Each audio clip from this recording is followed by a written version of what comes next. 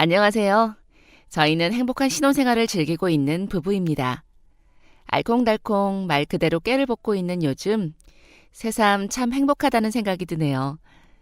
결혼을 하고 예상치 못한 현실들에 부딪히다 보니까 저희를 낳아주시고 키워주신 부모님들께 감사하고 대단하시다는 생각이 드는 요즘입니다.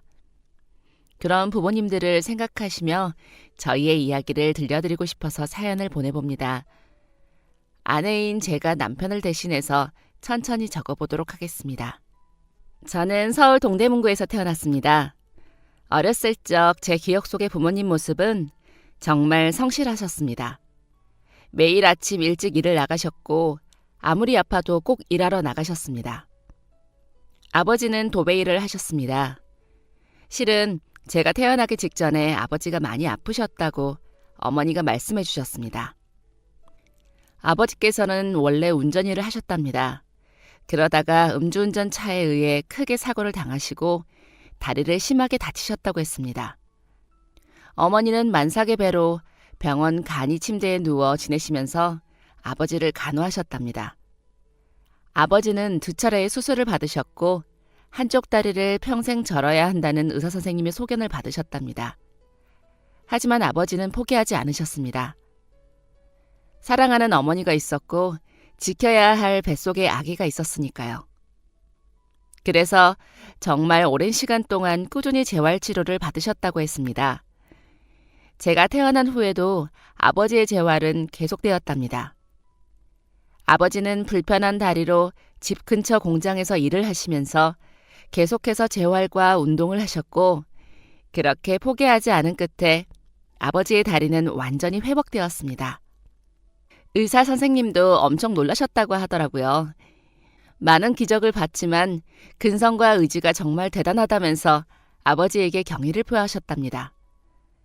그렇게 목발 없이 완전히 멀쩡하게 걷게 되신 아버지는 도배일을 배우기 시작하셨습니다. 운전일을 하다가 알게 된 분과 함께 도배일을 제일 밑바닥부터 시작하셨대요. 먼지 가득한 공사 현장, 쉼없이 움직여야 하는 팔. 꼼꼼하고 정교한 작업이 처음에는 조금 어려웠지만 아버지는 금세 적응하셨고 제가 중학생 시절에는 어엿한 가게까지 차리게 되셨습니다. 아버지는 출장도 많이 가셨고 한번 출장을 가시면 보름은 우스웠습니다.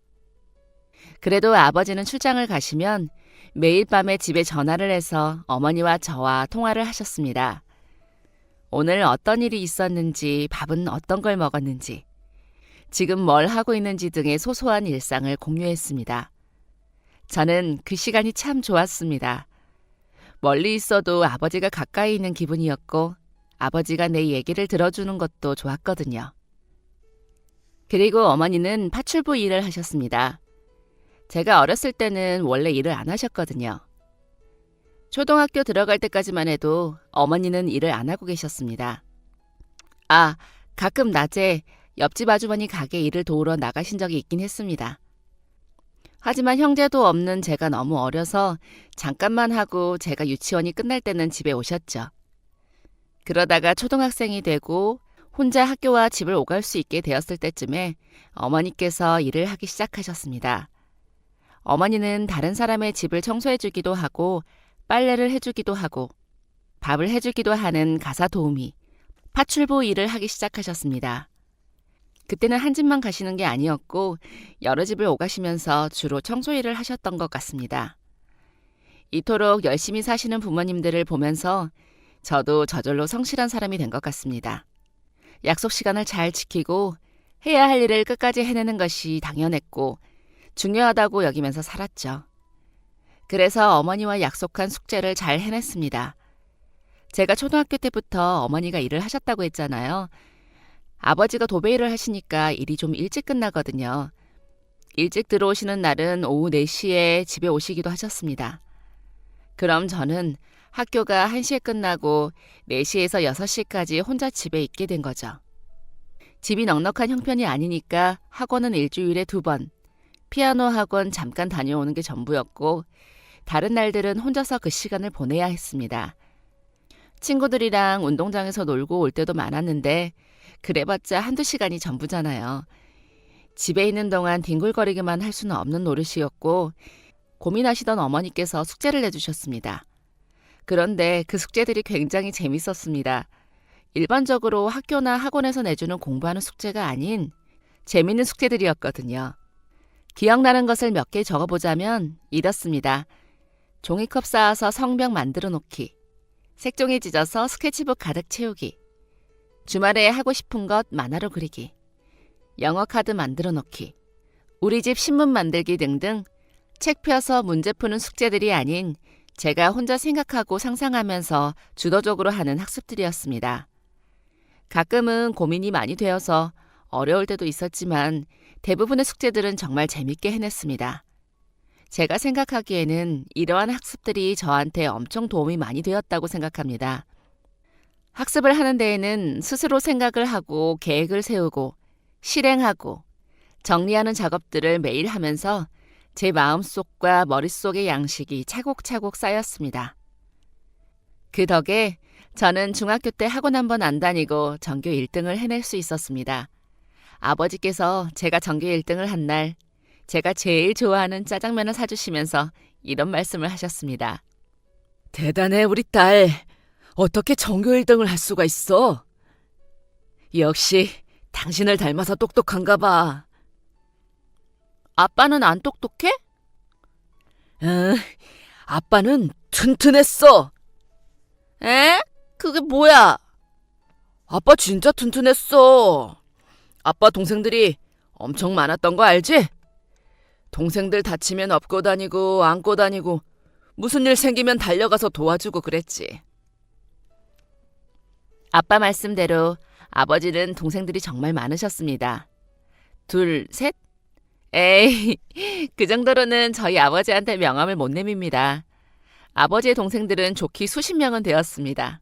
그것도 1년에도 수십 명씩 늘어났다 줄어들었다를 반복했습니다. 이게 무슨 말인가 싶으시죠? 저희 아버지는 바로 고아원 출신이십니다. 어쩌다가 고아원에 들어가게 되셨는지는 아버지도 알 수 없다고 하셨습니다. 아버지가 계셨던 고아원 원장님의 말씀으로는 외진 동네의 작은 산에서 아버지가 발견되었다고 하셨답니다. 아주 어릴 적 겨우 기어다녔을 때 말이죠. 1살도 되지 않은 나이에 아버지의 고아원 생활은 시작되었습니다. 초등학교도 겨우 나왔다고 하셨습니다. 대부분은 학교도 못 다녔다더라고요. 고아원의 생활은 상상 이상으로 열악하고 힘들었다고 하셨습니다. 고아원에 아이들은 넘쳐나는데 돌봐주시는 분들의 수는 현저히 적어서 나이가 많은 형 누나들이 동생들을 챙겼다고 하셨습니다. 도움을 받던 동생들은 나중에 자라서 자연스럽게 동생들을 도와주기도 했고요. 이런 힘든 상황에서 생활하시다가 나이가 다 차서 퇴소를 하게 되었고 그때부터 아버지는 살아남기 위해 치열하게 사셨답니다.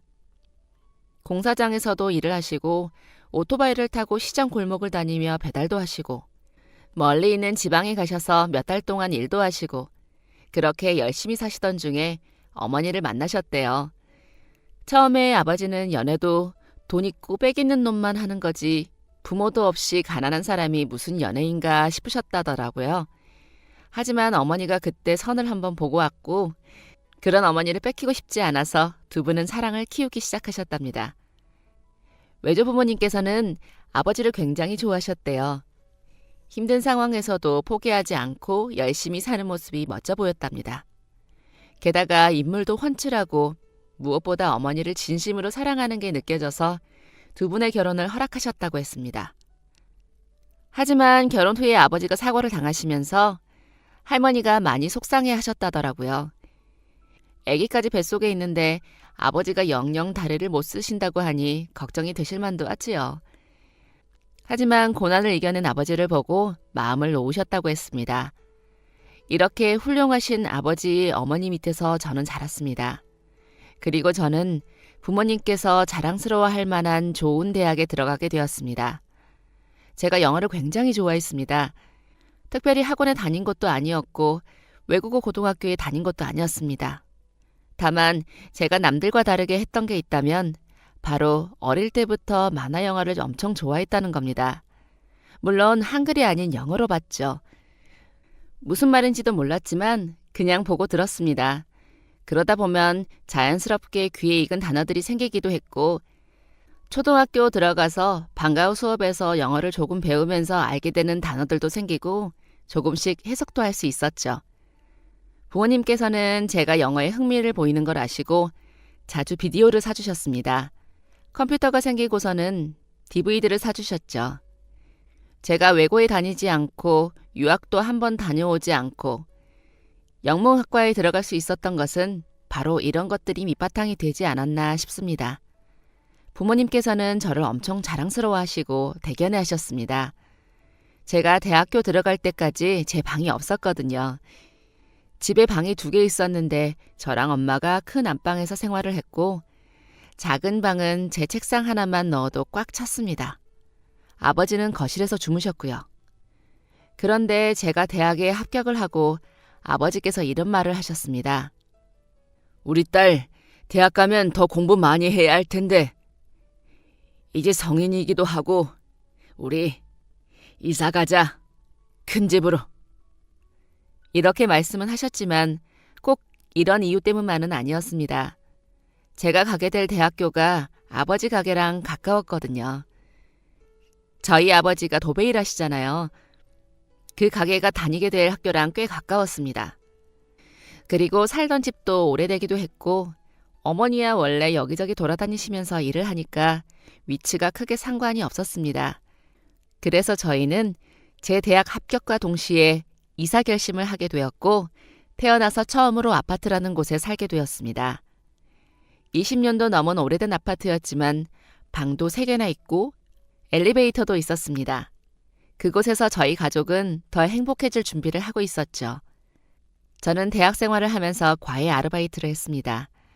그리고 처음으로 화장이라는 것도 해보고 교복이 아닌 예쁜 치마를 사서 입어보기도 했습니다. 어머니한테 주름 개선이 되는 화장품을 사드리기도 했고 아버지 점포도 사드렸습니다. 학교에서도 좋은 성적을 받았고 저희 가족은 아무 문제 없이 아주 순탄한 생활을 하고 있었습니다. 그러던 어느 날 제 인생을 송두리째 바꿔버린 특별한 일이 펼쳐지기 시작했습니다. 그 특별한 일을 비유하자면 봄처럼 따뜻하고 하늘이 핑크빛이고 심장이 간질간질하고 볼이 뜨거워지는 일이었습니다. 네, 맞습니다. 바로 사랑에 빠져버린 거죠. 제가 22살 때였습니다. 3학년쯤 되니까 수강 신청하는 것도 요령이 생기더라고요. 스케줄을 잘 짜서 월요일, 화요일 오전에 여유가 좀 생겼습니다. 주말에도 과외를 나가서 늦잠을 자본 적이 오래되었던지라 3학년 동안은 월요일, 화요일 날 늦잠을 좀 자볼까 했습니다. 그런데 늦잠을 자는 것도 마음대로 안 되더라고요. 자연스레 눈이 떠졌습니다. 그 시간에 뭘 할까 고민하다 학교 근처 카페에 시간제 아르바이트를 하기로 했습니다. 제가 커피를 엄청 좋아하거든요. 언제 한번 동기가 이탈리아에 다녀오면서 커피 원두를 사다 준 적이 있었는데 너무 충격적으로 맛있더라고요.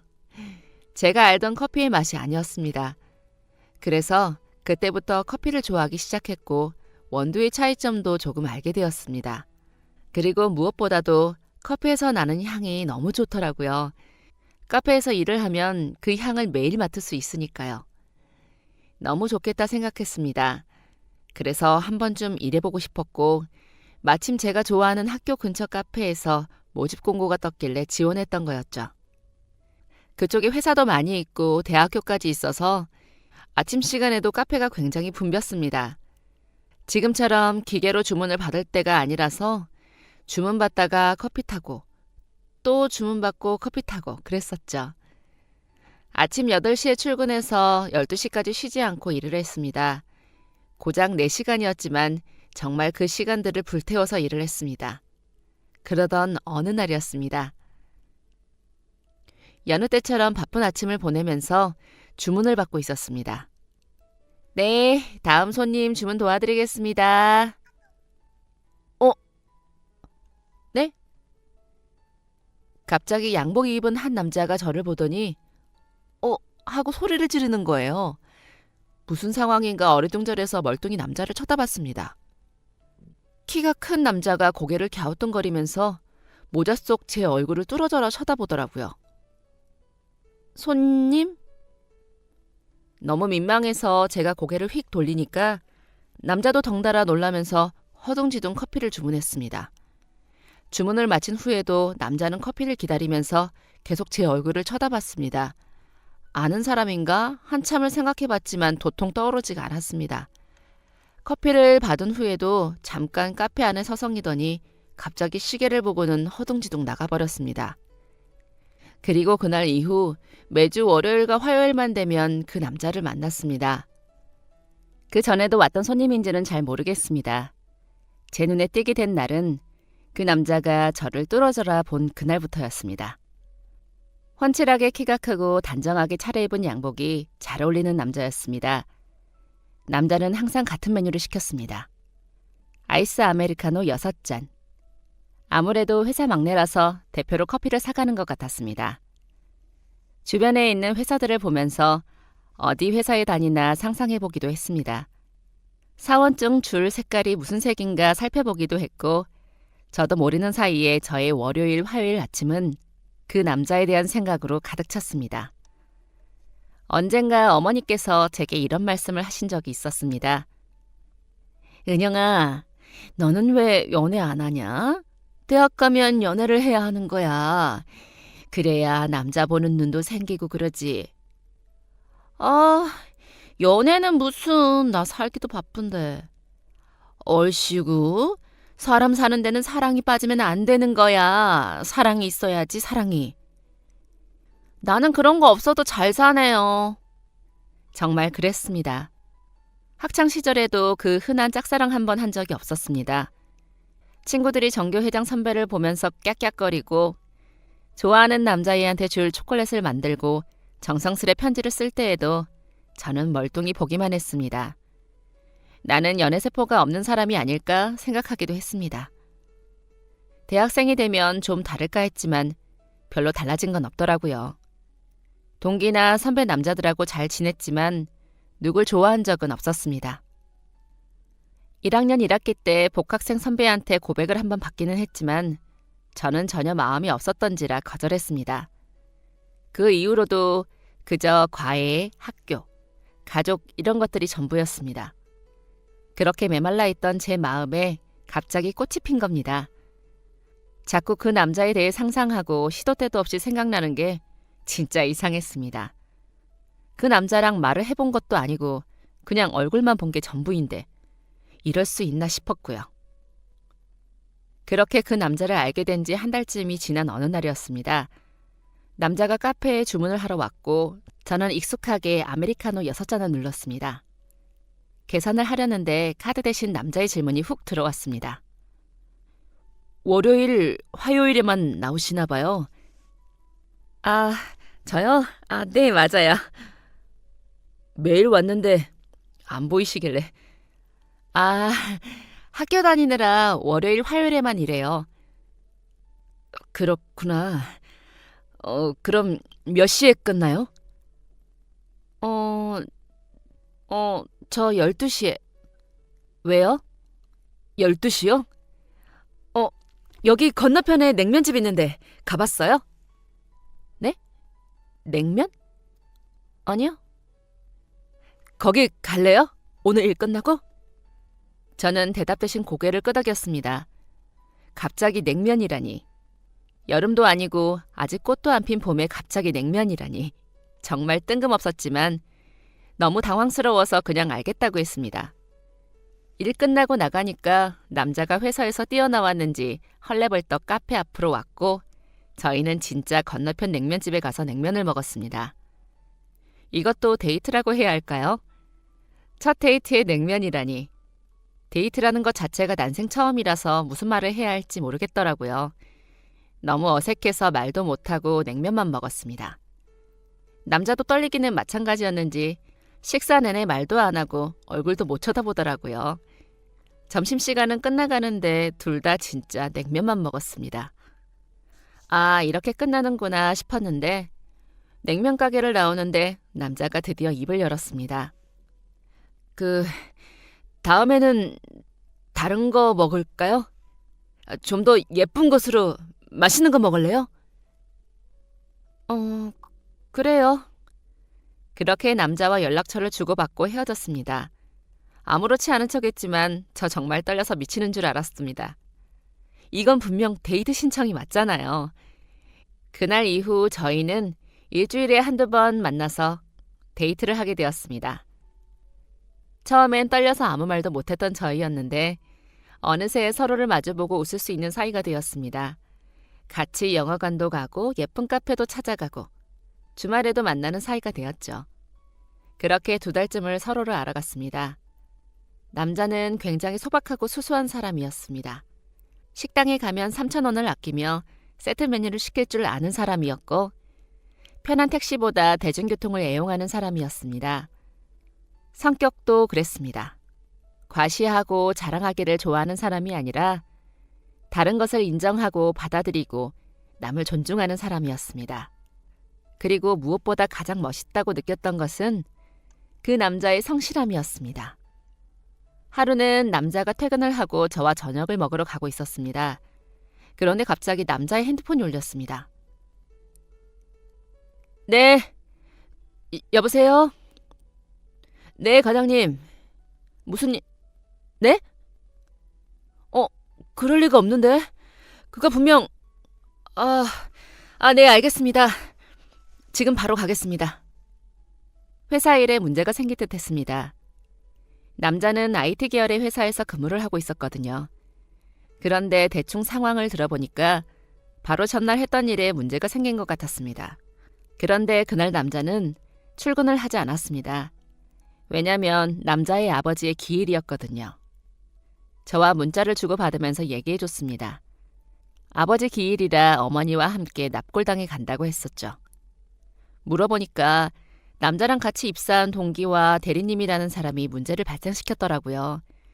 그런데 굳이 이 남자가 과장님한테 욕을 먹어가면서까지 회사를 가는 이유는 단지 자기가 회사에서 제일 가까이 있어서랍니다. 사실 그때의 저는 이해가 잘 되지 않았습니다. 사회생활 경험이 없는 대학생이라서 그랬겠죠. 그 모습이 한편으로는 조금 답답하면서도 한편으로는 멋있어 보였습니다. 남자가 정신없이 회사로 향하면서 그러더라고요. 근처에서 1시간만 기다려줄래요? 1시간 내로 올게요. 내가 맛있는 거 사줄게요. 조금만 기다려요. 근처 카페에서 시간을 보냈고 정말 딱 1시간이 되었을 때 남자가 카페 안으로 뛰어들어왔습니다. 얼마나 뛰었는지 허헉거리던 남자는 저를 발견하고는 해맑게 웃으며 말했습니다. 고기 사줄게요. 그날 남자의 모습이 참 멋져 보였습니다. 저보다 고작 몇 살 많은 오빠인데 그날만큼은 정말 굉장한 어른처럼 느껴졌습니다. 일 얘기할 때도 마찬가지였습니다. 언젠가는 창업을 하고 싶다던 남자는 가끔 스타트업에 대한 얘기를 하고는 했는데 그때마다 두 눈이 초롱초롱하게 반짝였습니다. 사회생활을 하는 어른이 되어도 저렇게 꿈이 많을 수 있다는 것을 그때 처음 알게 되었습니다.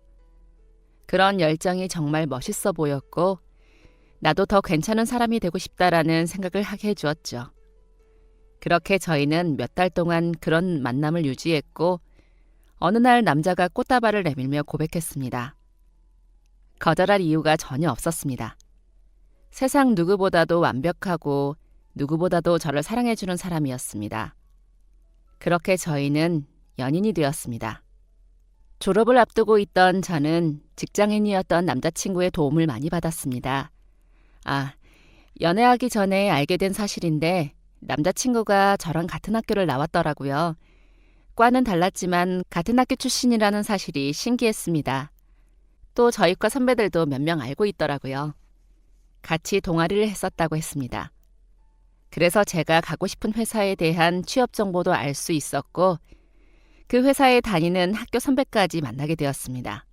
이렇게 도움을 준 남자친구 덕에 저는 제가 원했던 회사에 들어갈 수 있게 되었죠.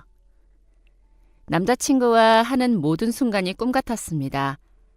이렇게 멋지고 완벽한 사람이 나의 첫 남자친구라니 정말 행복했습니다. 어느 정도였냐면요. 그 남자와 함께 미래를 꿈꿀 만큼이었습니다.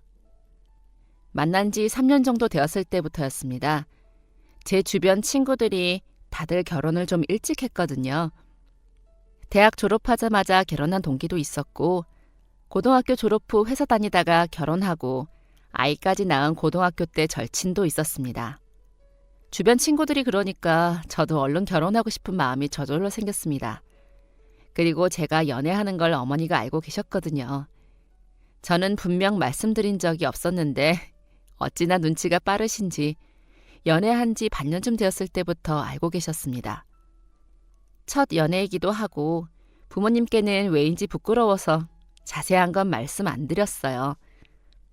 어머니께서는 저를 놀리는 데에 재미를 들리셨는지 남자친구에 대해서 꼬치꼬치 캐물었지만 둘러둘러서 대강만 말씀드렸어요.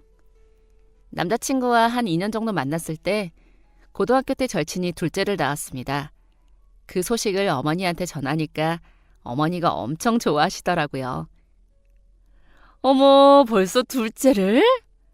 이야, 좋겠네. 얼른 키우고 놀러 다니면 되겠어. 아유, 얼마나 이쁠까. 아기가 어떻게 생겼는지 기억도 안 나네. 엄마, 나 키웠는데 왜 생각이 안 나? 그게 언제적인데 생각이 나겠어. 너는 뭐 소식 없어? 결혼하자고 안 해? 아, 무슨 결혼이야. 나 아직 젊어. 왜? 네 친구는 둘째도 낳았다며. 왜? 남자친구가 결혼하기 싫대?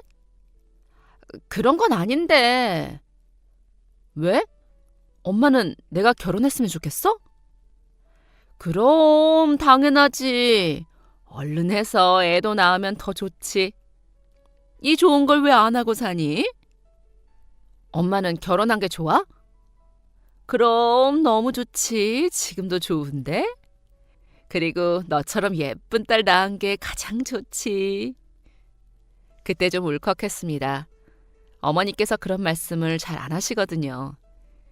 자식을 낳는다는 것은 어떤 기분일까? 나와 닮은 아이를 키운다는 것은 어떤 느낌일까 궁금했죠. 그때부터 결혼에 대한 생각이 조금씩 생기다가 연애 3년 차쯤 되고서 마음이 확고해졌습니다. 그 이유 중에 하나가 제가 그때 다니던 회사를 그만두었습니다. 왜냐면 제가 회사를 다니면서 투잡 느낌으로다가 집에서 일을 좀 했거든요. 번역하는 일을 했었는데 그게 돈이 상당히 많이 되었어요. 책 번역도 하고 요즘에는 영상물이 많으니까 영상들 번역도 하고 기업에서 외주 주는 걸 맡기도 했고요. 그렇게 1년쯤 하다 보니까 어느새 부업이 본업 이상으로 수익을 벌어들이고 있더라고요. 그래서 고민하다가 회사 생활을 접고 프리랜서로 활동하기로 했습니다. 잘 될 수 있을까 걱정을 좀 하긴 했는데 걱정이 무색하게 일거리가 정말 많이 들어왔습니다. 그렇게 프리랜서로 자리도 잡았겠다. 그때가 적기라고 생각이 되었습니다.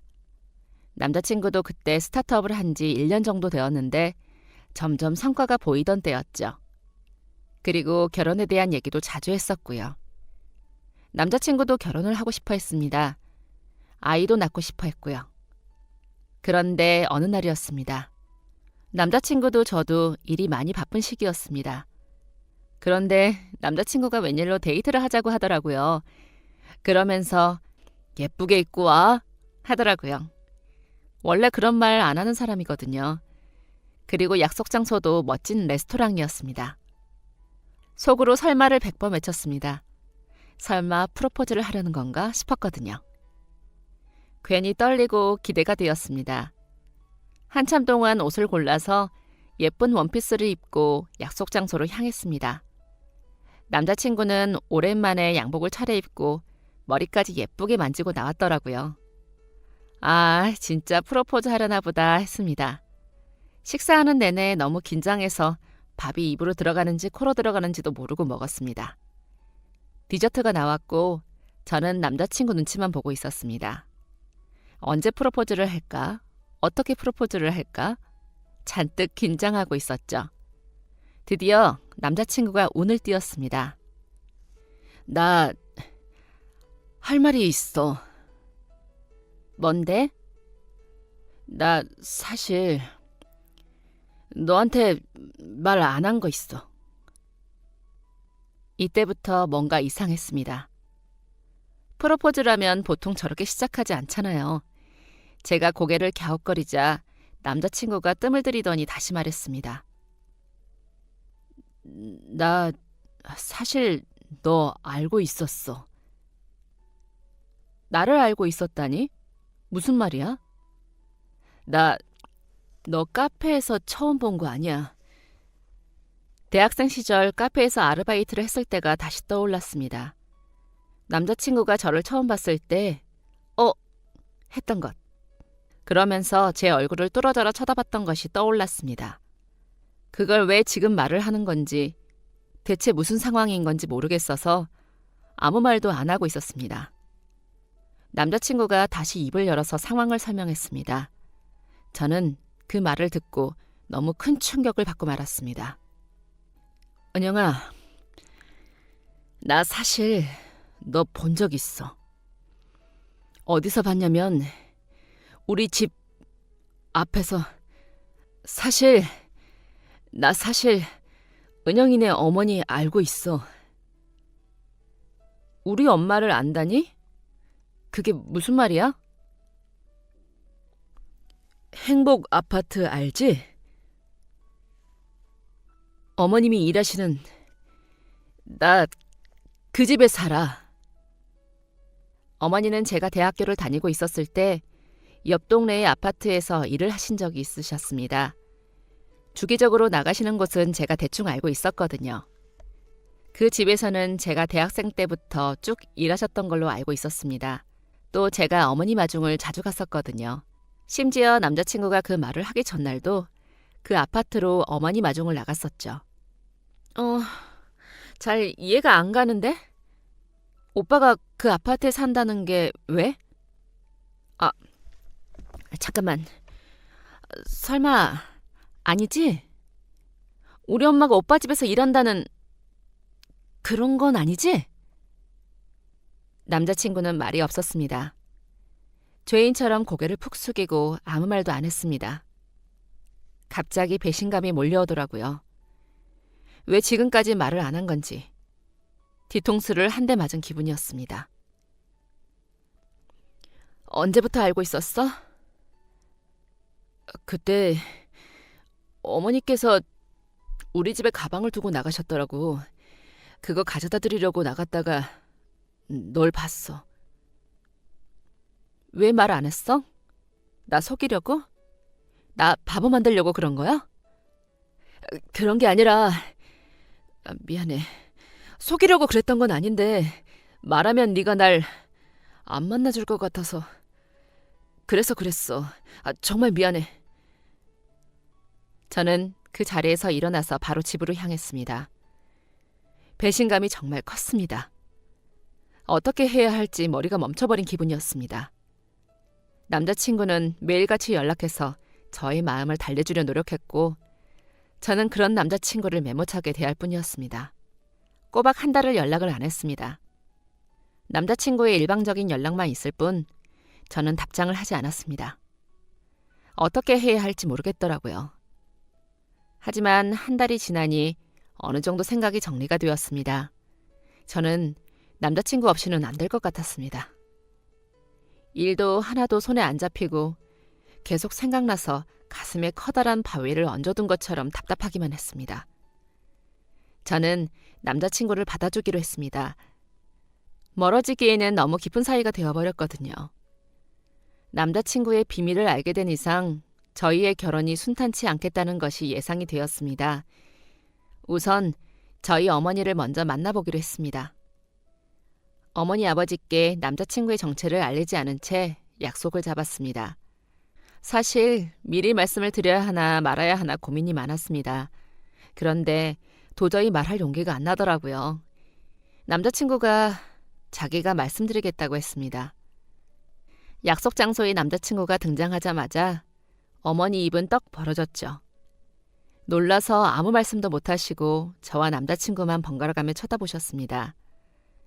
저를 대신해서 남자친구가 차분히 상황을 설명했습니다. 어머니는 그때까지도 남자친구 집에서 일을 하시던 상황이었습니다. 어머니는 계속 한숨만 쉬셨습니다. 아버지는 모르겠습니다. 무슨 표정인지 읽을 수가 없었습니다. 입을 꾹 닫고 식사는 손도 안 대시고 아무 말씀 안 하셨습니다. 어떻게 해야 하는지 저도 머리가 복잡했습니다. 남자친구는 어떻게든 저희 부모님을 설득해보려 노력했습니다. 어머니는 생각할 시간이 필요하다고 하셨습니다. 남자친구는 돌아가고 부모님과 집에 가는 내내 가시방석에 있는 기분이었습니다.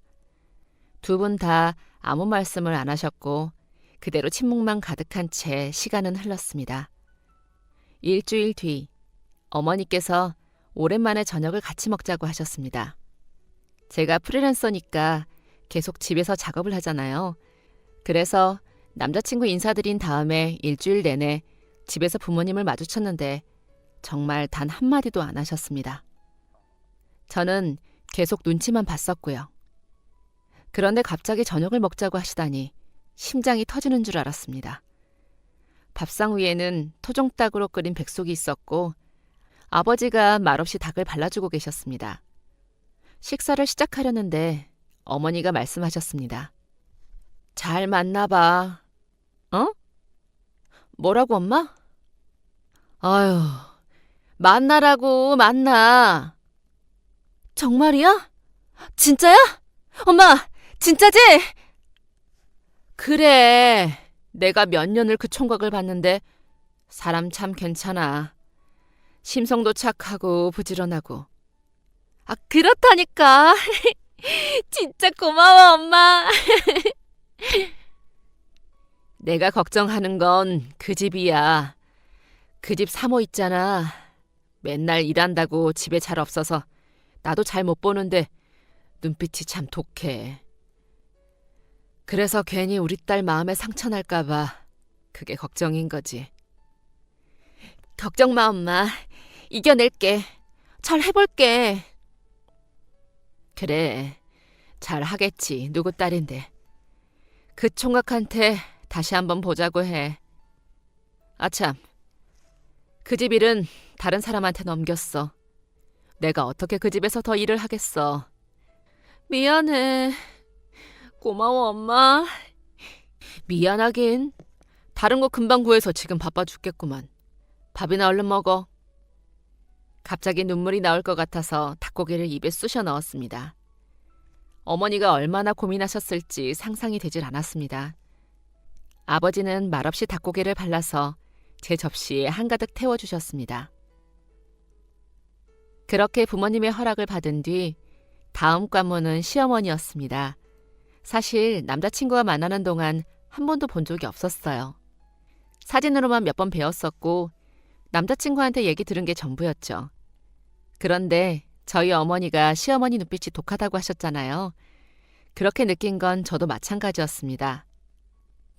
눈썹을 진하게 그리셔서 그런지 짙은 쌍꺼풀이 더 강하게 보였습니다. 그리고 남자친구가 저희 부모님을 만난 후에 시어머니에 대해서 자세히 얘기를 해준 적이 있었습니다. 몰랐는데 시어머니는 정말 대단하고 강한 분이셨습니다. 사실 남자친구의 집이 굉장히 가난했다고 하더라고요.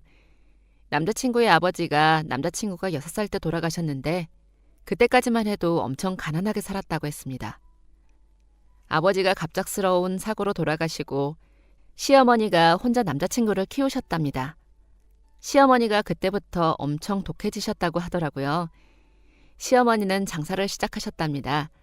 어린 남자친구를 데리고 어린 애들 양말이나 네일을 파셨다고 하더라고요. 그러다가 작은 가게를 내서 아동복 장사를 하게 되셨는데 진짜 시행착오가 많으셨답니다.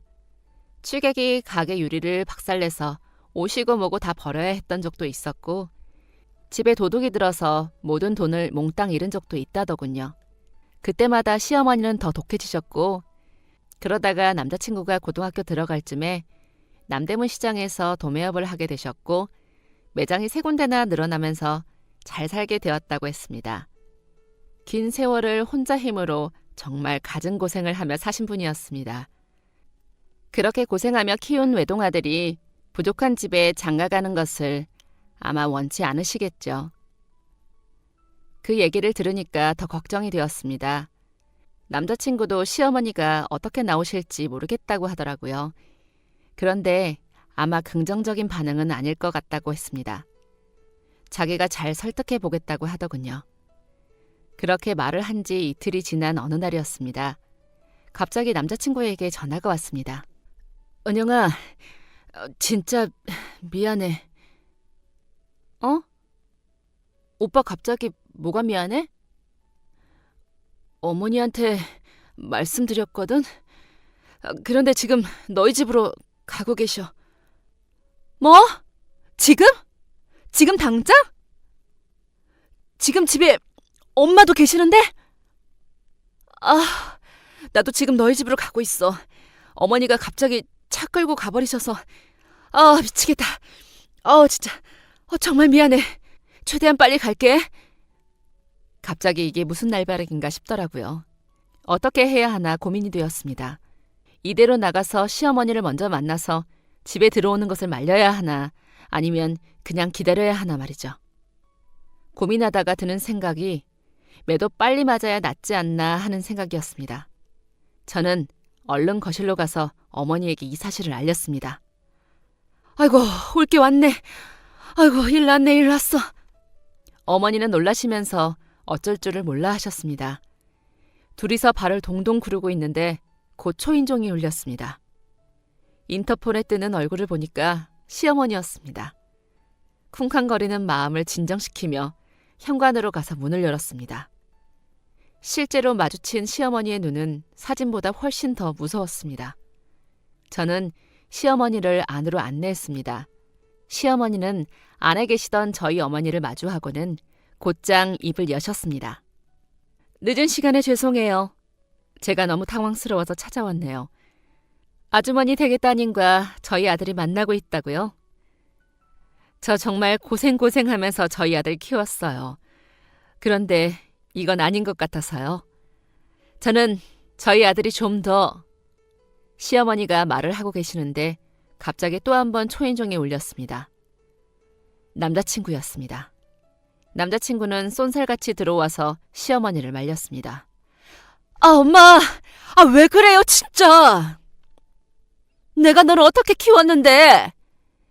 난 이런 집에 너 못 보내. 엄마, 은영이 부모님에 대해서 잘 모르시잖아요. 얼마나 훌륭한 분들이신지 모르시잖아요.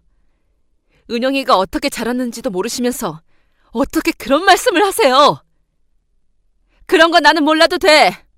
나는 더 나은 집사람과 네가 결혼했으면 좋겠다. 더 나은 게 뭔데요?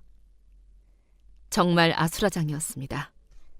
막장 드라마에서나 볼 법한 광경에 머리가 어지러웠습니다. 그 말을 듣고 있으니까 너무 속상하고 저희 어머니에게도 너무 죄송했습니다. 어디서부터 잘못된 건지 어떻게 해야 하는지 모르겠는 그때였습니다. 갑자기 현관에서 묵직한 외침이 들렸습니다. 지금 이게 무슨 상황이야? 아버지였습니다. 아버지가 시뻘건 눈으로 남자친구와 시어머니를 노려보았습니다. 당장이라도 무슨 일이 벌어질 것만 같았습니다. 아버지를 말려야 하나 고민하던 바로 그 순간이었습니다.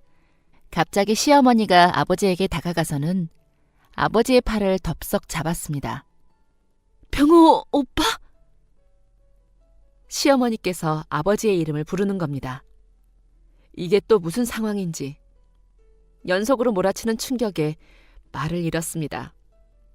두 분이 무슨 관계인가 열심히 생각하고 있는데 갑자기 시어머니가 눈물을 흘리시는 겁니다. 시어머니를 제외한 모두가 당황했습니다. 어머니는 얼른 가서 휴지를 꺼내오고 저는 물을 내오고 아버지는 영문을 알 수 없어서 돌처럼 굳어버리시고 남자친구는 우왕좌왕했죠. 시어머니의 마음이 좀 진정이 되고 저희는 거실에 둘러앉았습니다. 무슨 말부터 어떻게 해야 할지 다들 눈치만 보고 있는 이상한 상황이었습니다. 그때 먼저 침묵을 깬 건 아버지였습니다. 저를 어떻게 아시죠? 오빠, 나 기억 안 나? 나 순자야, 순자. 단발머리 순자. 뭐? 네가 순자라고? 그래. 아니, 이럴 게 아니네. 아주머니, 아니지. 아니. 사돈, 제가 무리를 일으켜서 죄송했습니다. 제 얘기 좀 들어봐 주실래요? 갑자기 시어머니께서 어머니의 손을 꼭 붙잡고 말씀을 시작하셨습니다. 그러니까 시어머니와 아버지의 관계부터 설명을 해보자면 두 분은 바로 같은 고아원에서 지냈던 것이었습니다. 시어머니가 고아원에서 지냈다는 사실은 전혀 모르고 있었거든요. 지극히 개인적인 부분이라 남자친구가 말을 안 해준 모양이었습니다. 물론 저도 아버지를 그렇게 말하지 않았고요. 그런데 두 분이 같은 고아원에서 지냈고 시어머니보다 5살 많았던 아버지가 동생들을 엄청 잘 챙기셨답니다. 물론 그 중에는 시어머니도 있었고요. 한 번은 고아원에서 불이 난 적이 있었답니다. 심한 건 아니었지만 주방에서 이어진 불길이 바로 옆에 아이들이 있는 방까지 옮겨 붙은 사건이었다고 하더라고요. 그때 아버지가 먼저 냄새를 맡고 일어나서 불이 옮겨 붙은 방에 있던 동생들을 모두 대피시켰답니다. 그때 자는 애들 몇 명을 깨우다가 불길에 휩싸여서 팔 한쪽에 큰 화상을 입으셨고요. 그때 그 흉터가 아직까지도 아버지 팔에 있습니다. 팔꿈치부터 손등까지 이어진 흉터였죠. 그런데 그때 그 방에서 목숨을 구한 사람 중 한 명이 시어머니였답니다. 아버지가 고아원에서 퇴소하던 날 동생들이 몰려 나와서 한바탕 울음을 터뜨렸는데 그중에 시어머니도 있었다고 하더라고요. 내가 오빠를 정말 생명의 은인이라고 생각하고 살았는데 어떻게 이렇게 만나. 참 인연이란 게 있나 봐. 내가 진짜 신뢰되는 행동을 했네. 나도 정말 고생 많이 하고 살아서 우리 아들 좀 덜 고생했으면 좋겠어서 내가 내 욕심 때문에 너무 놀라서 못된 행동을 했나 봐. 정말 미안해. 정말 미안해요. 오빠 딸이라면 나는 무조건 찬성이야. 더 볼 것도 없어. 얼마나 똑똑했던 사람인데 자식은 오죽하겠어. 은영이라고 했나? 갑자기 와서 미안해요. 두 사람 결혼 허락할게요. 우리 잘 지내봐요. 시어머니는 정말 진심을 담아서 저에게 사과를 해주셨습니다. 그렇게 우당탕탕한 하루가 지나갔고 저와 남자친구는 여전히 어리둥절한 채 결혼 준비를 시작하게 되었습니다. 정신은 없었지만 행복했습니다. 예쁘게 꾸미는 것에 젬병인 저에게 결혼 준비란 정말 힘든 일이더라고요. 예쁜 식장 알아보고 까다롭게 음식 고르고 예쁜 스튜디오 알아보고 정말 고민의 연속이었지만 어찌저찌 잘 해내게 되었습니다. 그리고 이런 우여곡절을 보낸 끝에 저희는 지금 아주 달달하고 행복한 신혼을 보내고 있는 중이죠. 너무 행복해서 이래도 되나 싶을 정도로 꿈같은 시간들을 보내고 있습니다. 하는 거라곤 매일 집에서 일하는 것뿐이지만 매일 남편의 퇴근 시간이 기다려지는 삶입니다. 이거 굉장히 재밌는 거더라고요. 오늘은 어떤 저녁을 준비해 놓을까? 오늘은 뭘 하면서 밤을 보낼까? 주말에는 뭘 하면 좋을까? 하는 기분 좋은 물음표들이 머릿속에 가득합니다. 결혼한 지 반년이 다 되어가는 요즘에는 가끔 상상해 봅니다. 만약에 아버지와 시어머니가 모르는 사이였다면 저희는 어떻게 되었을까요? 결혼을 하지 못했을까요? 제가 궁금해서 가끔 시어머니께 여쭤보거든요. 그럼 시어머니는 이렇게 대답하십니다. 이렇게 예쁜 며느리를 어떻게 안 좋아하니? 나는 은영이 네 아버지가 아니었어도 분명 너를 좋아했을 거야. 어떻게 이렇게 예쁜 게 우리 가족이 되었을까? 요즘 시어머니는 남편보다 저를 더 좋아하시는 것 같습니다.